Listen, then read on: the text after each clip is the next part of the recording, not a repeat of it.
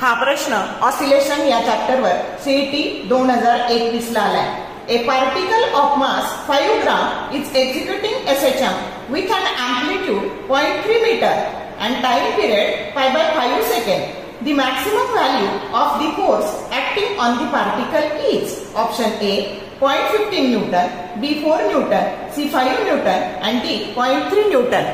आता आपल्याला काय दिलंय?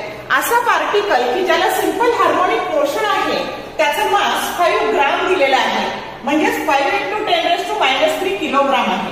त्याचा अँप्लिट्यूड 0.3 मीटर दिलाय, त्याचा पिरियड पाय बाय 5 सेकंद दिलाय आणि आपल्याला त्या पार्टिकलवर असलेला मॅक्सिमम फोर्स विचारलाय. मग आता मॅक्सिमम फोर्सचा फॉर्म्युला असतो मास इंटू ऍक्सिलरेशन, पण हे जर मॅक्सिमम असेल तर ऍक्सिलरेशन पण मॅक्सिमम आणि मॅक्सिमम ऍक्सिलरेशनचा फॉर्म्युला असतो a⍵². आणि म्हणून आपल्याला हा ओमेगा आधी काढून घ्यावा लागणार आहे. मग ओमेगाचा फॉर्म्युला असतो 2π/t, की जो t π/5 आहे. मग हे पाय गेले, डिनॉमिनेटरचा डिनॉमिनेटर इट इज न्यूमरेटर आणि म्हणून 2 × 5 10 रेडियन पर सेकंड ही आपली ओमेगा आहे. मग आता आपण फक्त व्हॅल्यू टाकायच्या. मास टाकलं 5 × 10⁻³ अँप्लिट्यूड टाकलं 0.3, ओमेगा टाकलं 10 त्याचा स्क्वेअर.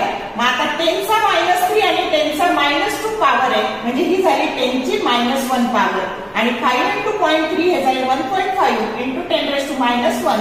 मग हे टोटल झालं, मॅक्सिमम फोर्स झाला 0.15 न्यूटन, की जो करेक्ट ऑप्शन ए आहे. शॉर्ट व्हिडिओ आवडले लाईक करा, शेअर करा, कमेंट करा.